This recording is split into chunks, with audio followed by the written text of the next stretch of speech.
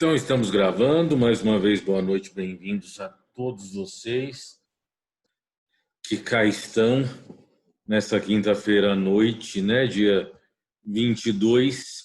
Vamos continuar o nosso bate-papo sobre os recursos excepcionais. Nós terminamos a nossa conversa de ontem falando sobre recurso especial e recurso extraordinário. E estamos conversando sobre eles de maneira conjunta, porque o próprio código prevê ambos de maneira conjunta, né?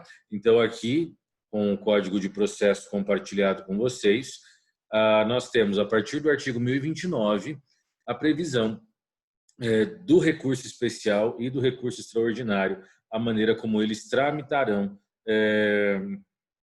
no tribunal, no respectivo tribunal. Lembrando que recurso especial é julgado pelo STJ e recurso extraordinário é julgado pelo STF.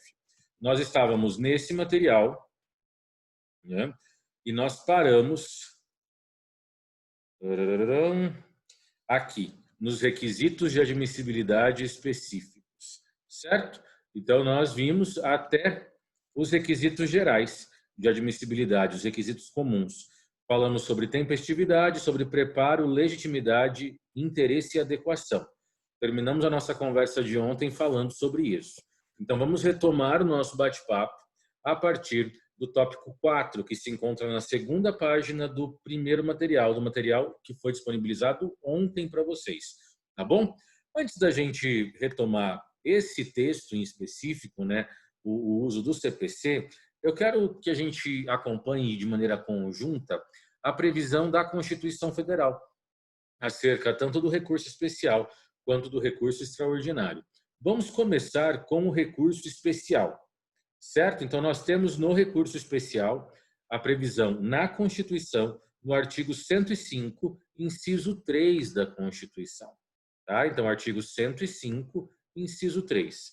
E olha o que fala o 105, inciso 3. Primeiro que o caput do 105, ele vai dizer, compete ao Superior Tribunal de Justiça. E aí nós vamos ao inciso 3, ele vai dizer, julgar em recurso especial as causas decididas em única ou última instância pelos tribunais regionais federais ou pelos tribunais dos estados, do Distrito Federal e territórios, quando a decisão recorrida. E aí nós temos 3 hipóteses que a gente já vai ler. Então, primeiro ponto, para a gente ter um recurso especial, tem que ser uma causa decidida, e entenda a causa decidida como acórdão proferido pelos tribunais dos estados, seja Tribunal Regional Federal, seja Tribunal de Justiça. Tem que ser ou Tribunal Regional Federal ou Tribunal de Justiça. E eles podem ter sido decididos pelo TRF ou pelo TJ em última ou em única instância. O que ele quer dizer em última ou em única instância? Será julgado pelo TJ em última instância no caso do processo ter começado em primeiro grau. E aí nós temos a possibilidade do processo, por exemplo, ter começado em Apucarana e, por conta do julgamento de uma apelação, ter sido proferido um acórdão no TJ do Paraná. Então, é um acórdão julgado em última instância pelo Tribunal de Justiça. Ou como, quando seria julgado em única pelo Tribunal dos Estados? Se for caso de competência originária. Nós temos situações em que o processo começa no TJ, começa no TRF. Se você der uma passeada, um pulinho lá no artigo 108 da Constituição, o artigo 108 vai te apresentar situações de processos que vão começar no Tribunal Regional Federal e não na Justiça Federal de primeiro grau. Tá? Então, essa é a circunstância. Acórdão proferido ou por um Tribunal Regional Federal ou por um Tribunal de Justiça. Então, ter um acórdão do tribunal é suficiente para verificarmos essa violação e, consequentemente, interpor um recurso especial? Não.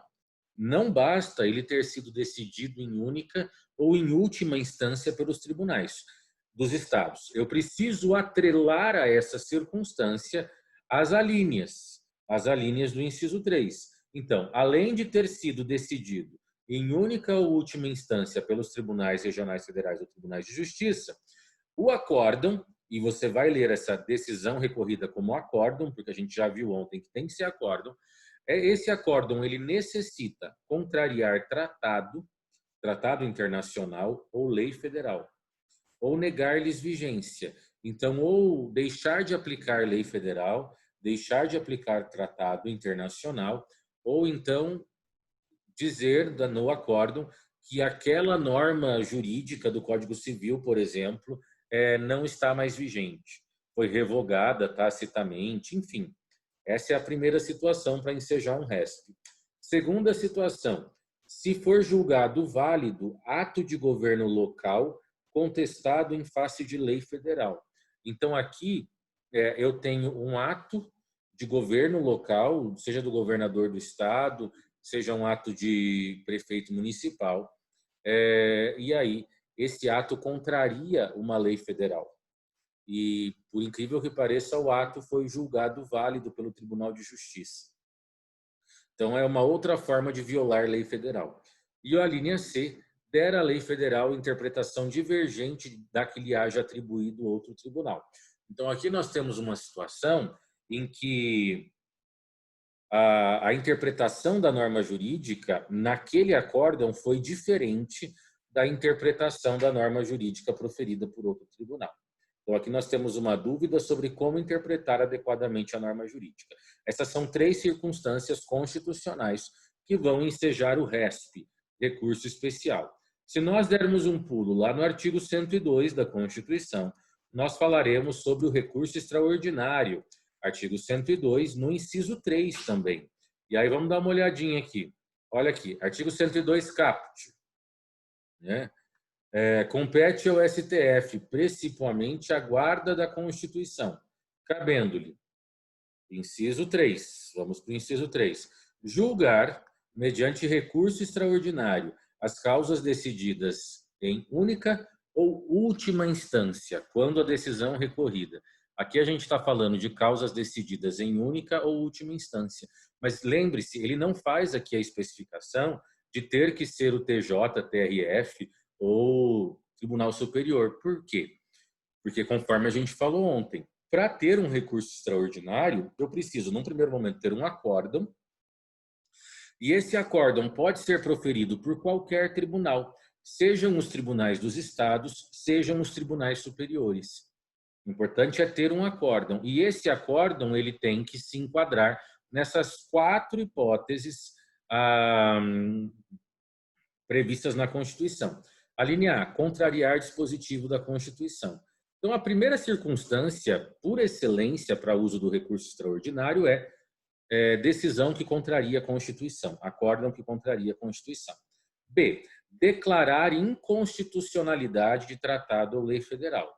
Muito cuidado, pessoal, mas muito cuidado mesmo aqui, porque isso é uma baita de uma pegadinha de prova. Se o acórdão julga inconstitucional o tratado, é recurso extraordinário. Se o acórdão descumpre o tratado, ignora o tratado, é recurso especial. Ok?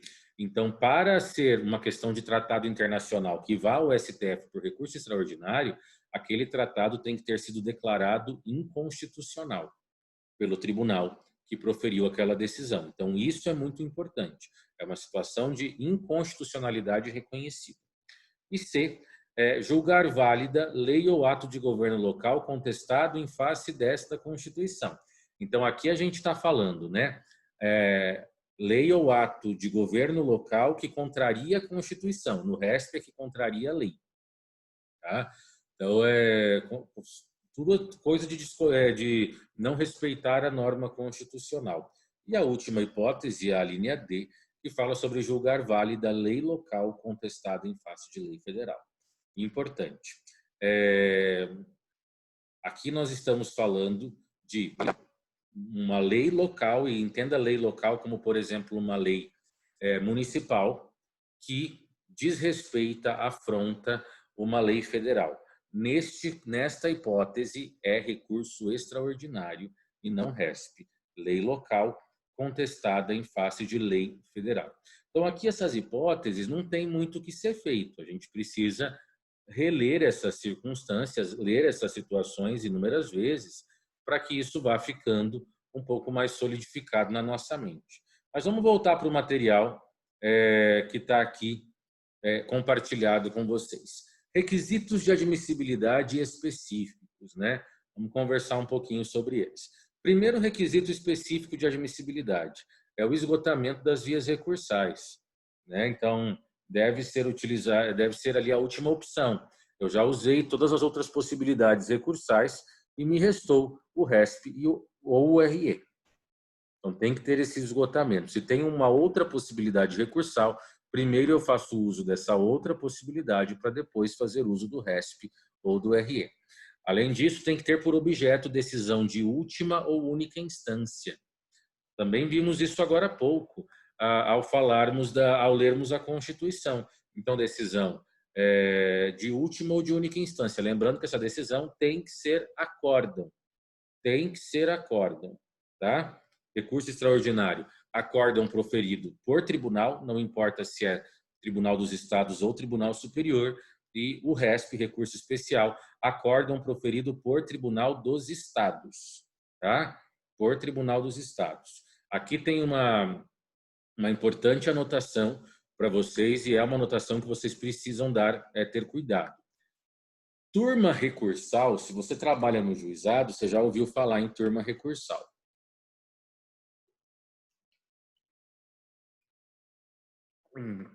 Como que é isso?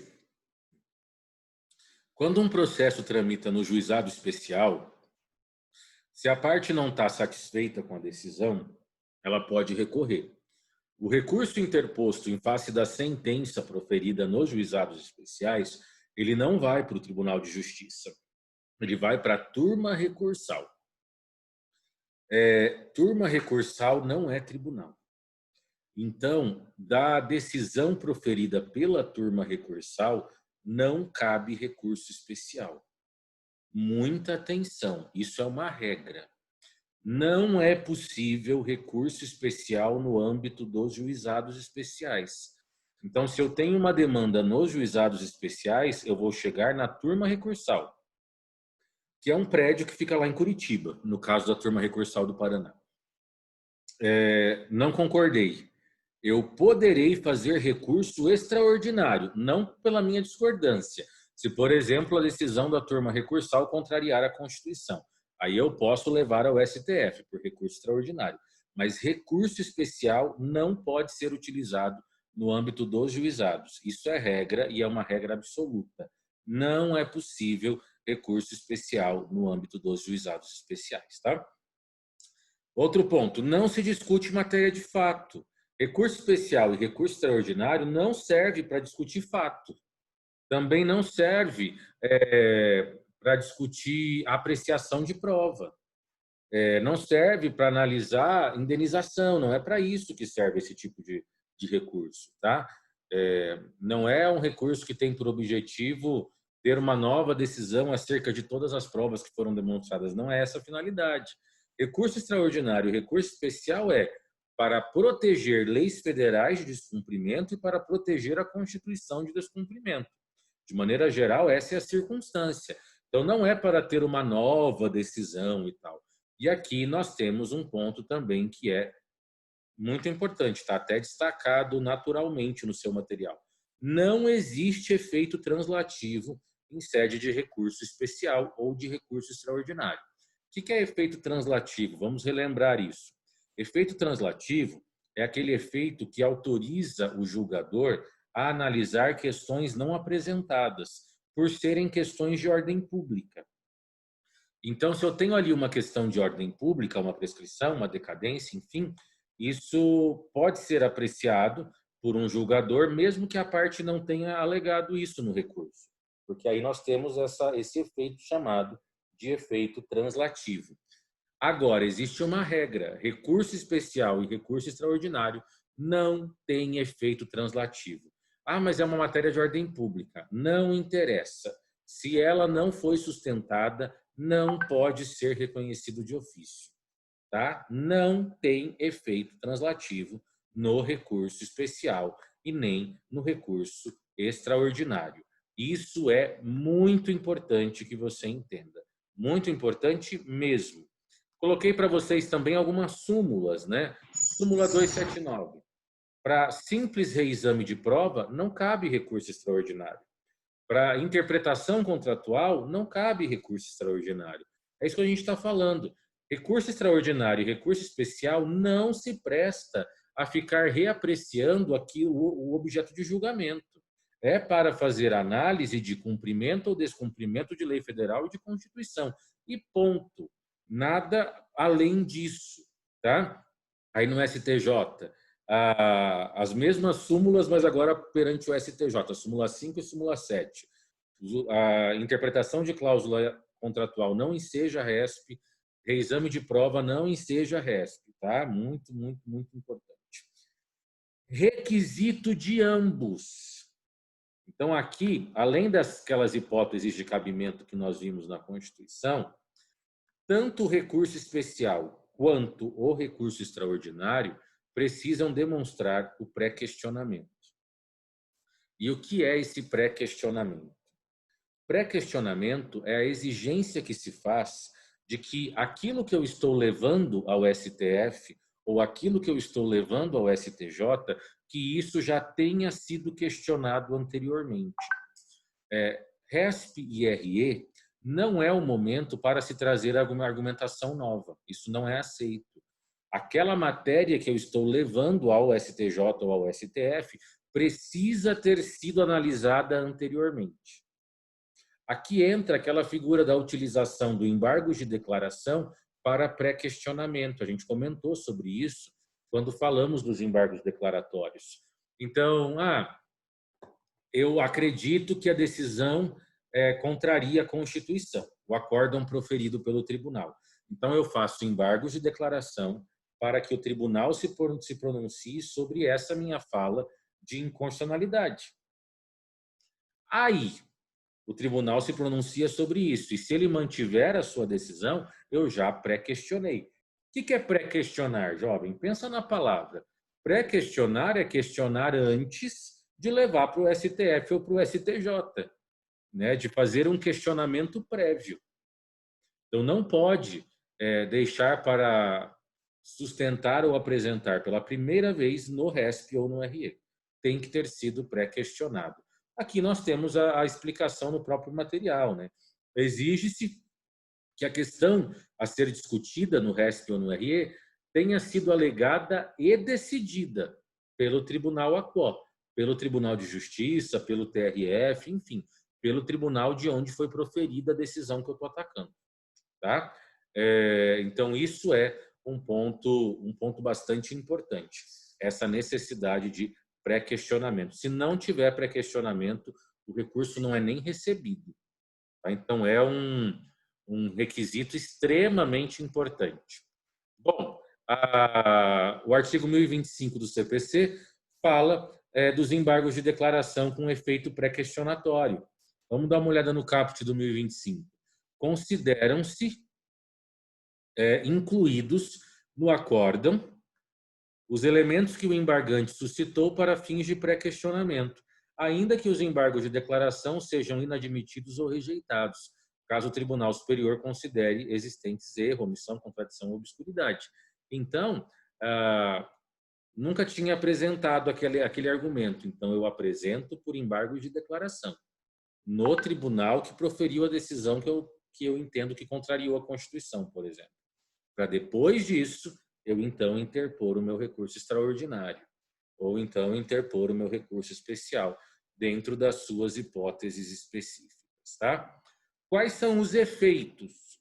Os efeitos desse tipo de recurso, né? Ao receber um recurso especial, ou ao receber um recurso extraordinário, quais efeitos são aplicados a essas modalidades recursais? Primeiro efeito, devolutivo. Quando nós começamos a estudar recursos, eu disse a vocês, todos os recursos possuem efeito devolutivo. E aí vocês estão verificando isso recurso a recurso. Segundo efeito, efeito suspensivo.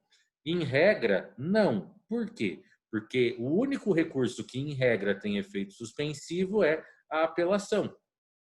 Mas isso significa que o RESP e o RE não possa ter efeito suspensivo? Pode, desde que a parte pleiteie e demonstre a necessidade do efeito suspensivo. Mas o que você tem que entender é que aqui o efeito suspensivo não será automático, tá?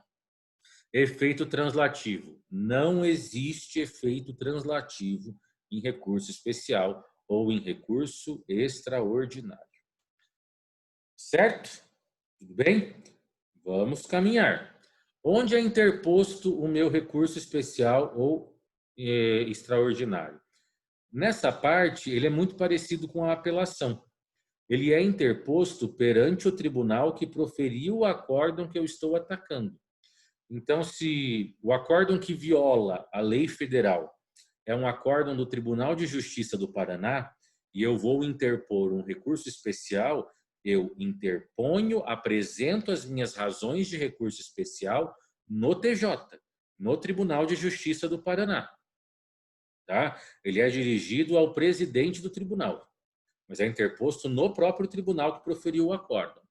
O tribunal vai receber o meu recurso, intimar a outra parte para contrarrazoar, para se manifestar em 15 dias. Depois disso, ele vai enviar o processo para o STJ, se for um recurso especial.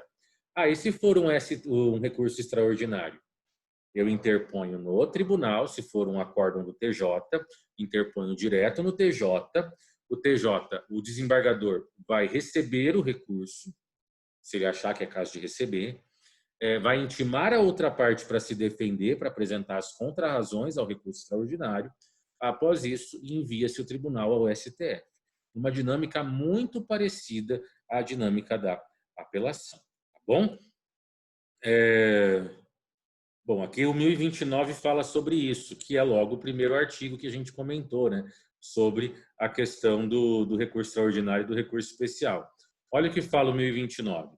O recurso extraordinário e o recurso especial, nos casos previstos na Constituição, que nós lemos no início da aula, as hipóteses do 102, inciso 3, e as hipóteses do 105, inciso 3. Serão interpostos perante o presidente ou vice-presidente do tribunal recorrido, em petições distintas, né? Mas perante o presidente do tribunal.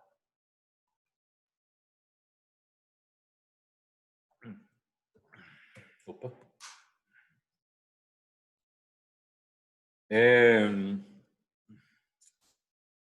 Muito importante, meus queridos. Muito importante. Porque daí agora a gente vai começar a falar especificamente do recurso especial, do RESP.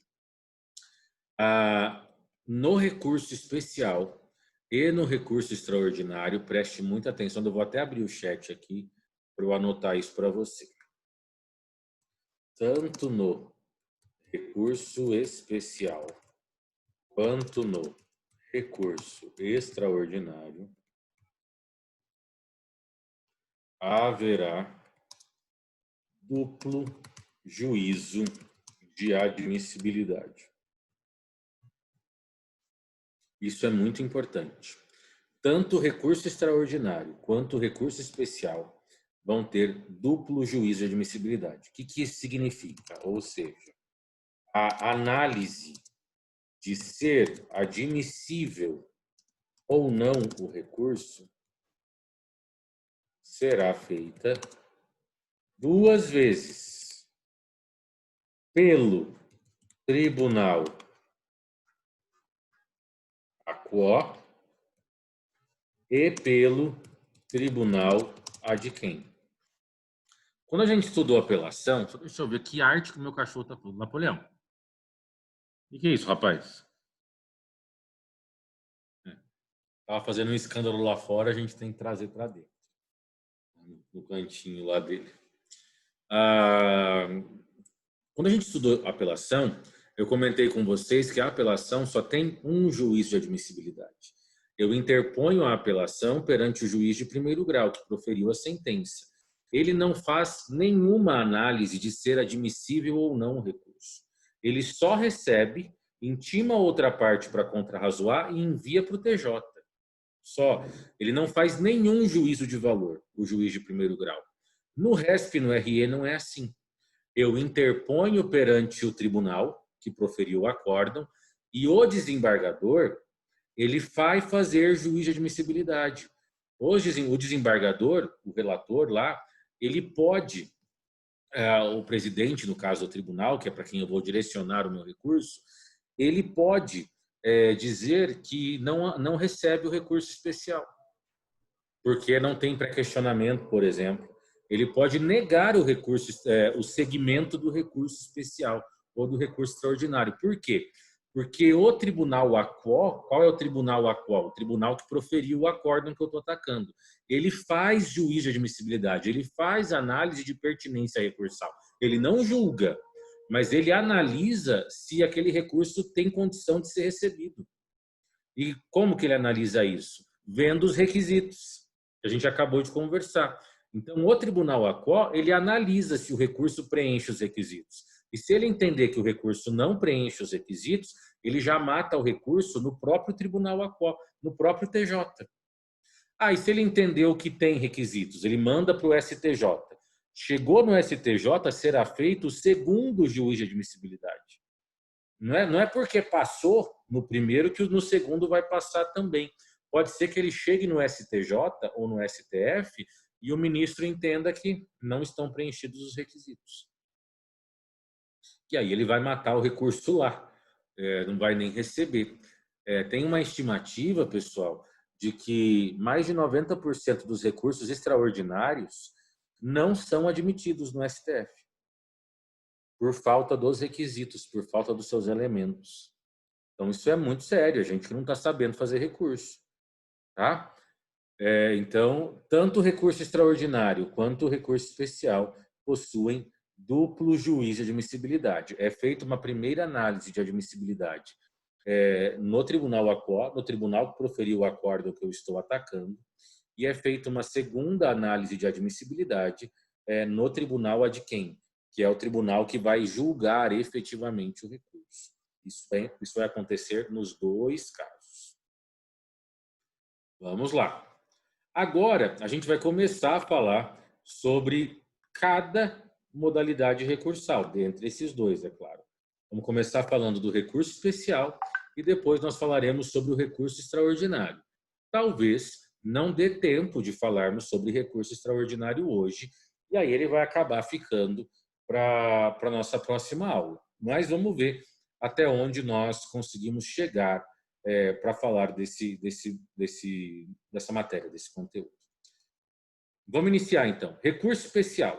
A gente já sabe que o recurso especial ele é julgado no STJ. Então, por mais que ele seja interposto no Tribunal do Estado, dos Estados, TJ ou TRF, ele será julgado no STJ. O TJ ou o TRF, admitindo o recurso, o enviarão ao STJ. Bom, qual é o cabimento do RESP? Qual é o cabimento do recurso especial? Para a gente entender, o cabimento é artigo 105 da Constituição, que nós vimos no início da aula, mas vamos dar uma olhada novamente. Artigo 105 caput. Compete ao STJ, inciso 3, julgar em recurso especial as causas decididas em única ou última instância pelos tribunais regionais federais ou pelos tribunais dos estados, Distrito Federal e territórios, quando a decisão recorrida, a linha A, contrariar tratado ou lei federal, ou negar vigência desses tratados.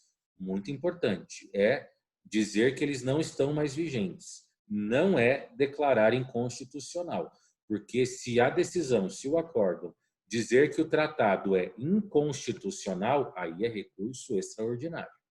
A gente colocou Constituição no meio, é recurso extraordinário, ok? Tem qualquer coisa de constitucional no meio, é STF. Então, essa é a primeira hipótese de RESP.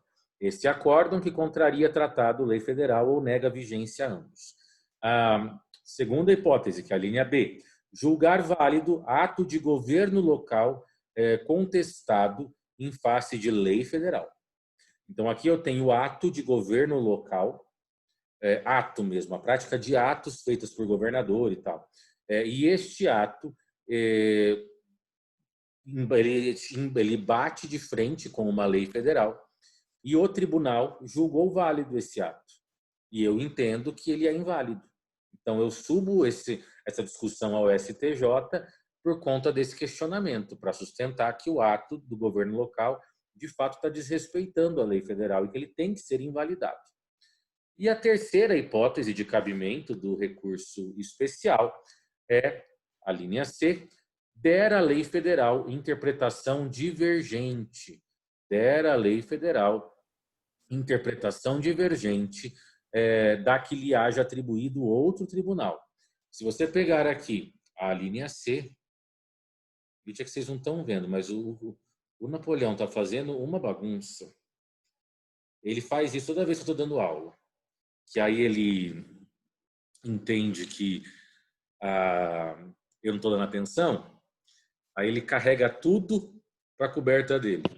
Teve um dia que ele fez um monte de chinelos e coisas do tipo. Fazer o quê? Faz parte, né? Então vamos lá. O que é essa linha C, em que a gente comenta sobre o recurso especial? Aqui nós estamos diante de um dissídio jurisprudencial, ou seja, eu tenho tribunais dando interpretações distintas para a mesma norma, para a mesma lei. Essa interpretação divergente não é necessariamente uma interpretação divergente entre o Tribunal de Justiça e o STJ. Pode ser uma interpretação divergente do Tribunal de Justiça do Paraná em comparação com o Tribunal de Justiça do Maranhão, porque é divergência entre tribunais. A lei é federal, a lei é uma só para o país todo. Então, a ideia é que todo mundo interprete a lei da mesma forma, até para não gerar uma insegurança jurídica.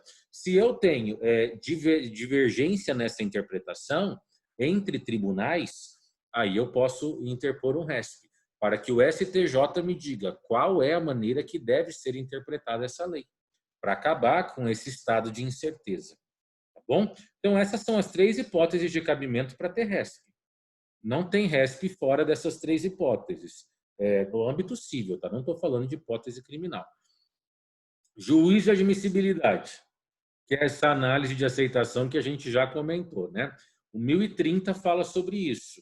O juízo de admissibilidade deverá ser feito no segundo grau, que é onde foi proferido o acórdão que eu estou atacando, PJ ou TRF, e também no juízo ad quem, e também no STJ.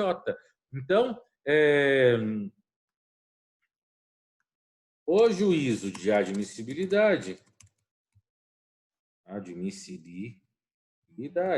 será feito no Tribunal de Segundo Grau, PJ ou TRF, e no STJ. Por isso, duplo juízo de admissibilidade, tá? E aí vamos dar uma olhadinha aqui no que fala o artigo 1030. Essa fala aqui de que caberá agravo para destrancar o recurso, eu já vou comentar sobre ela, provavelmente eu vou comentar no final da nossa aula de hoje. Olha o que diz o 1030. Recebida a petição de recurso pela Secretaria do Tribunal, e ela é interposta onde? No Tribunal de Segundo Grau, no tribunal que proferiu o acórdão que eu estou atacando. Então, recebida essa petição de interposição recursal, o recorrido será intimado para apresentar as contrarrazões de recurso, prazo de 15 dias, padrãozão, fim do qual os autos serão conclusos ao presidente ou ao vice-presidente do tribunal recorrido, que proferiu o acórdão, que deverá, inciso 5, realizar o juízo de admissibilidade. E se for positivo, aí ele envia para o STF ou para o STJ. Lembra que o 1030 fala sobre os dois, né? Agora a gente está falando só de RESP, só de recurso especial. Se o presidente do tribunal ou o vice fizer entender que é positiva a admissibilidade, que o recurso ele é admissível, então ele vai enviar, autorizar o envio para o STJ. E se ele falar que não tem admissibilidade? Ele vai matar o recurso na sua essência, tá? E aí, chegando lá no STJ, será feito um novo juízo de admissibilidade, tá bom? Pessoal, olha aqui, inciso 5, vamos terminar, né, o inciso 5. Realizar juízo de admissibilidade, se positivo, remeter o feito ao STF ou ao STJ, desde que, a linha A, o recurso ainda não tenha sido submetido ao regime de repercussão geral ou de julgamento de recursos repetitivos. B, o recurso tenha sido selecionado como representativo da controvérsia. E C, o tribunal recorrido tenha refutado o juízo de retratação. Tá, vamos entender o que é cada uma dessas situações, tá bom?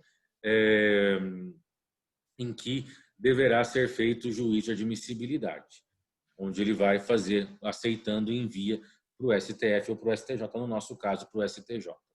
As alíneas A e B falam de recursos, no caso, recurso especial repetitivo, que a gente vai falar depois sobre eles.